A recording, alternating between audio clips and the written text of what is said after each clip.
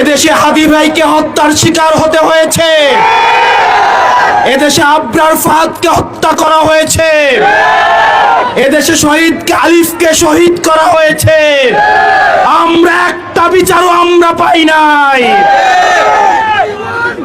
মাননীয় প্রধানমন্ত্রী, আমরা দেখেছি আপনার দলের নেতা কর্মীদেরকে গুম খুন হত্যা নিপীড়নের মধ্য দিয়ে এদেশের অনেকগুলো ফোর্স আপনাদের জীবনকে দুর্বিষহ করে তোলা হয়েছে। মাননীয় প্রধানমন্ত্রী, আপনাকে মনে করিয়ে দিচ্ছি, যদি ভুলে গিয়ে থাকেন, আশা করি ভুলেন নাই, তবে মনে হচ্ছে আপনার কার্যক্রম দেখে আপনি ভুলে গিয়েছিলেন।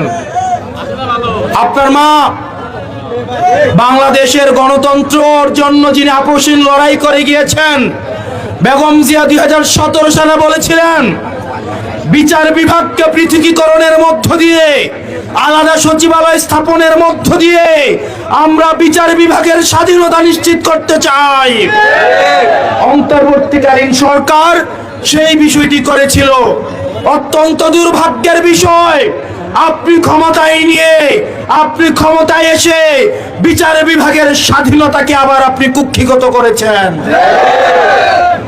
আপনি আপনার মা যে প্রতিশ্রুতি দিয়েছিল, বাংলাদেশের মানুষকে যে অঙ্গীকার দিয়েছিল, সেই অঙ্গীকার আপনি ভঙ্গ করেছেন। জনাব মির্জা ফখরুল ইসলাম আলমগীর মহাসচিব, উনি বলেছিলেন ওনারা যখন ক্ষমতায় আসবেন ওনারা র‍্যাবকে বিলুপ্ত করে দিবেন। অত্যন্ত পরিতাপের বিষয়, ওনারা র‍্যাবকে বিলুপ্ত করবেন না, ওনারা পুরান বোতলে একটা নতুন একটা মোড়ক লাগাবেন। ক্ষমতায় এসে আপনারা যদি আপনাদের নেতা কর্মীর উপরে নির্যাতন নিপীড়ন গুলো ভুলে যান, মনে রাখবেন আপনারা এতদিন মজলুম ছিলেন, আল্লাহর ওয়াস্তে আপনারা জালিমের কাতারে নাম লেখায়েন না। আপনাদের নেতা কর্মী নির্যাতন নিপীড়নের মধ্য দিয়ে গিয়েছে, বাপ মায়ের জানাজা পড়তে পারে নাই, সন্তানদের স্কুলে দিতে পারে নাই, চাকরি করতে পারে নাই, বিশ্ববিদ্যালয় জীবন শেষ করতে পারে নাই, রিক্সা চালিয়ে জীবিকা নির্বাহ করতে হয়েছে। তাদের সাথে মুনাফিকি করেন না। প্রিয় তরুণ প্রজন্ম, আমাদেরকে দায়িত্ব নিতে হবে। আমাদের উত্তর প্রজন্ম যারা ছিল তারা ব্যর্থ হয়েছে। বর্তমানের কাঠগড়ায় আমরা আমাদের অতীত প্রজন্মকে আমরা জবাবদিহিতার মধ্যে নিয়ে আসি। ঠিক একইভাবে আমাদের রাষ্ট্র পুনর্গঠনের সুযোগ এসছে। আমরা চাঁদাবাজের পরিবর্তন চাই না, আমরা চাঁদাবাজির পরিবর্তন চাই। আমরা চেয়েছি, আমরা দুর্নীতির পরিবর্তন চেয়েছি। আমরা হাসিনা যেই পদ্ধতিতে, যে সিস্টেম দিয়ে হাসিনা উৎপাদিত হয়, আমরা সেই সিস্টেমের পরিবর্তন চেয়েছি। তরুণ প্রজন্ম, আমরা যদি এমন একটা বাংলাদেশ চাই, যেই বাংলাদেশ আপনার মেধা দিয়ে, আপনার যোগ্যতা দিয়ে, আপনার দক্ষতা দিয়ে আপনি কর্মসংস্থান নিশ্চিত করবেন। যেমন এই নাঙ্গলকোটের শিক্ষার যেই মান, আমরা গত বছরে মাত্র 54% এসএসসি পাস করেছে। অত্যন্ত দুঃখজনক বিষয়, এই নাঙ্গলকোটে মাত্র 54% এসএসসি উত্তীর্ণ হয়েছে। এই নাঙ্গলকোটের অসংখ্য মানুষ রেমিটেন্স যোদ্ধা বিদেশে যায়, কিন্তু দেশ থেকে দক্ষ হয়ে যায় না বলে একটা পাকিস্তানি, ফিলিপাইনি বা ইন্ডিয়ান একটা শ্রমিক প্রায় 1500 রিয়াল বেতন, আর একটা বাংলাদেশি শ্রমিক অদক্ষ থাকার কারণে পায় 800 রিয়াল বেতন। নারী লাগাই প্রত্যেক বাড়ি হয় গো খেলা, বাড়ি সেরা ম্যাচ, ঘরে জ্বালা বাইরে জ্বালা, জ্বালার নাই ক্যাশে, নারী জাতি নষ্ট করলো সোনার বাংলাদেশ। প্রেমপ্রীতি ভালোবাসা নারী করছে শুরু, হিসাব করে দেখলাম নারী প্রেমের নাটের গুরু। প্রেমপ্রীতি ভালোবাসা ঢুকছে ঘরে ঘরে, প্রেমের জন্য অনেক যুবক বিষ খাইয়া মরে। প্রেমপ্রীতি ভালোবাসা বাদান, আজ যদি প্রেমপ্রীতি ভালোবাসা বাদান যদি জায়েজ আছে, কিন্তু প্রেমপ্রীতি ভালোবাসা জায়েজ আছে, সেটা বাদান বিয়ের আগে না, বিয়ে বিয়ের পরে প্রেম করা যায় 1 কোটি বার যায়, 200 কোটি বার যায়। কেউ যদি কয় 200 কোটি বার যায়, আমি বলবো 2000 কোটি বার যায়। কারণ বিয়ের আগে না বিয়ের পরে। কথা কর না কে? আজকে দেখেন বাংলাদেশের ছেলেরা এই যে বাদাম তেলের দাম বাদাম বেশি হয়ে গেছে, এখন দেখেন আপনার শতকরা 30% মানুষ হুন্ডা চালায় বাদাম প্রয়োজনে, আর শতকরা 70% যুবকেরা হুন্ডা চালায় বিনে প্রয়োজনে। ও হুন্ডা নিয়ে কি করবে? কোনো কাজেও যায় না। আসর হইলে আপনার বয়ফ্রেন্ডকে নিয়ে হুন্ডা নিয়ে বাদান পার্কে বাদান ঘুরতে যায়। কত কন্যাকে আছে না নাই? আর এই জন্যই তেলের কাছে যাইয়ে ওই প্রেমিকে নিয়ে ঘুরবে, দেখে ঘন্টার পর ঘন্টা বাদান পাম্পে যা বাদান আপনার সিরিয়াল দিয়ে বসে থাকে। প্রেমিক রিং দেয়, খবর কি তুমি আমাকে নিয়ে যাবে? কয় আমি সিরিয়ালে আছি। সিরিয়ালে ও আছে, ও আছে। পাম্পে তেল পাওয়া যায় না,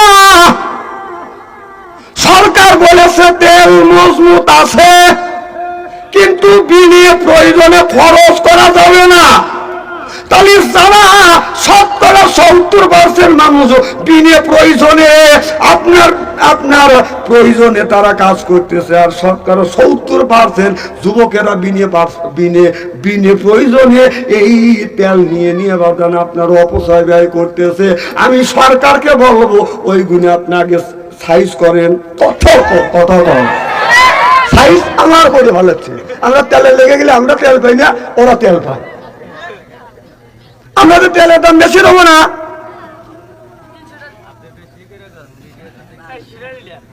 না না, কথা কি খারাপ বলতেছি দেখি?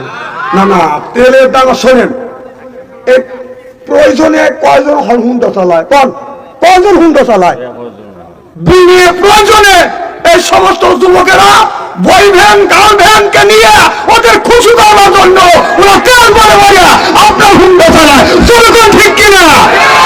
এদিন সরকারকে বলবো এই দিকে আপনি নজর দেন। আপনি আমাদের তেল কম নিয়েন না, আমি না ফিরে যাবো, যাইতে পারিনি তেলের জন্য পরের গাড়ি ভাড়া করে নিয়ে গেছি। আমাদের প্রয়োজন, ওদের প্রয়োজন না। আপনি দেখেন না বড় বড় চোখ করছি, কথা কি খারাপ বলতেছি? স্ত্রী পরে হবে। আমার ভাইরা, এ মুসলমান ভাইরা, আল্লাহর হাবিবের প্রিয় মাত্রা ভালো করে লক্ষ্য করে শুনুন, আমলে নিয়েতে বাদান শুনতে হবে। আজকে আমি পাম্পের কাছে বাদান বসে আছি, খালি ঘুরে দেখার আপনার সেকেন্ডে বাদান 2-3 করে মোটর সাইকেল খালি পাম্পের মধ্যে বুড় করে ঢোকে। আমি খেয়াল করে দেখছি বুড়া মানুষ পাশে বাদান আপনার মাত্র 5 জন, আর সব পাশে বাদান ইয়ং ম্যান। ওরা কি করবে? প্রেমিকে নিয়ে ওরা ঘুরবে। কথা তো আমি বুড়া মানুষ দেখলাম না, 3-4 জন মাত্র বুড়া মানুষ পেলাম, আর সব পাশে হলো ইয়ং ম্যান।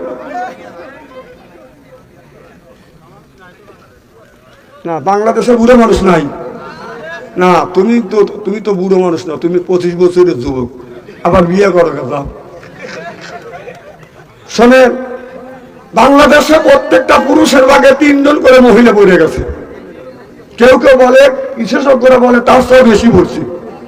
যদি আমি এই দেশে প্রেসিডেন্ট যদি হইতাম, তবে এমন একটা সময় আসবে আমি হয়তো থাকবো না।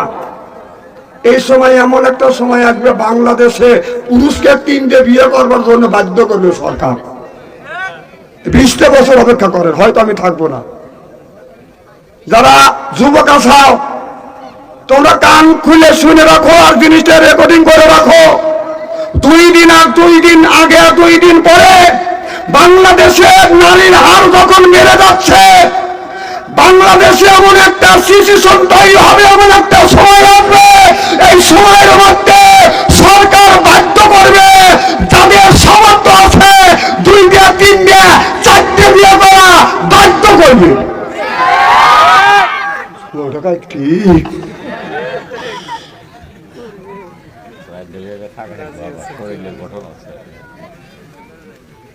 চারটে তো করবে বাবা,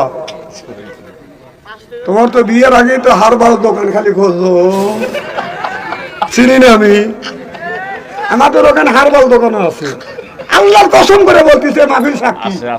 বুড়া মানুষ আমাদের বয়সের লোক একটাও যায় না, খালি ওন মেয়ের কমজন ধরে বিয়ে করতে কয় এক সপ্তাহ দিয়ে কম বউ চলে গেছে না।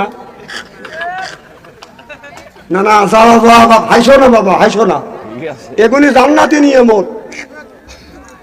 এটা জোর করে জিনিস আনা যায় না। হারবাল খায়া কতদিন জোর খাটাইবে? হ্যাঁ? আল্লাহ এদিক তাকান, কোনো কথা নাই, আমার দিকে তাকান। আল্লাহ দেওয়া জিনিস সেই জিনিস আপনারা নষ্ট করে ফেলছেন, এ জবাব কার কাছে দিতে হবে? আল্লাহর কাছে। লা ইলাহা ইল্লাল্লাহ, লা ইলাহা ইল্লাল্লাহ, কলেমার বাঙ্গ বলা আকাশে লাগবে মরণ বলা, এই কলেমা রোশনীতে কবর হবে তোমার উজালা।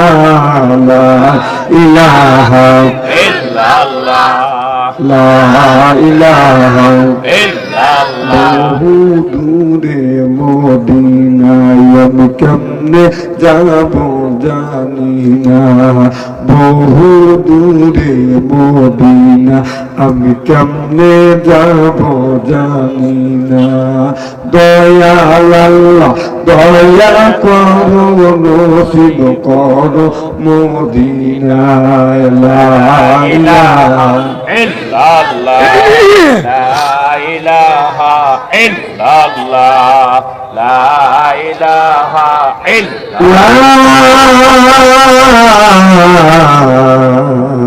ইলাহা ইল্লাল্লাহ, মুহাম্মাদুর রাসূলুল্লাহ সাল্লাল্লাহু আলাইহি ওয়াসাল্লাম। উপস্থিত আজকের জালসার সম্মানিত সভাপতি সাহেব, লিডার, উলামায়ে কেরাম, আজকের জালসার দ্বিতীয় বক্তা, তৃতীয় বক্তা সহ সর্বকালীন সর্বযুগে শ্রেষ্ঠ সন্তানেরা, হযরত উলামায়ে কেরাম, যাদের দ্বারা ইসলাম প্রতিষ্ঠিত হয়েছে, এখনো আছে, ভবিষ্যতেও থাকবে, আলেম সহ দিনদার পরহেজগার আল্লাহ ভাইয়েরা পর্দার অন্তর আড়ালে মাহফিল শুনবার জন্য পর্দা করে বসে আছেন আমার পর্দা নিশিমা, তার মুকুট মা ও বোনেরা, আমার ছোট্ট চিনহের ছোট্ট ভাইরা, সমবয়সী চিনহের সমবয়সী বন্ধু, আমার মুরব্বী বাবাদেরা, সকলের উপরে রইল আমার আন্তরিক অভিনন্দন। সর্বপ্রথম সেই মহান আল্লাহ তাআলা লক্ষ কোটি শুকর এবং প্রশংসিত, যিনি আপনাকে আমাকে মনোনীত করে তাফসীরুল কোরআন মাহফিলের মধ্যে আসা এবং বসার সুযোগ করে দিয়েছেন। সকলেই সমস্বরে উচ্চ কণ্ঠে বলুন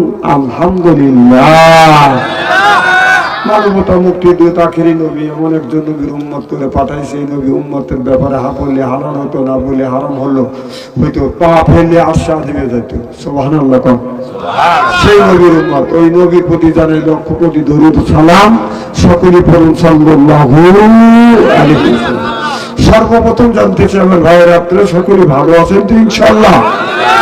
আল্লাহ আপনাদের দোয়া আমাকে সুস্থভাবে সহিভাবে আপনাদের সামনে উপস্থিত করেছেন, তবে আপনাদের পবিত্র জবান থেকে এই গুনাহগার বাদশা আনসারীর জন্য খাস করে দোয়া করুন, অল্প সময় হলেও যেন কোরআন আর হাদিস থেকে বাস্তব ভিত্তিক দুই চারটি কথা আমার মুনিব, আমার রব, আমার সৃষ্টিকর্তা, আমার বিধানদাতা, আমার রিজিকদাতা আমার জবান থেকে যেন বের করে দেয়। সকলে কোন আমিন।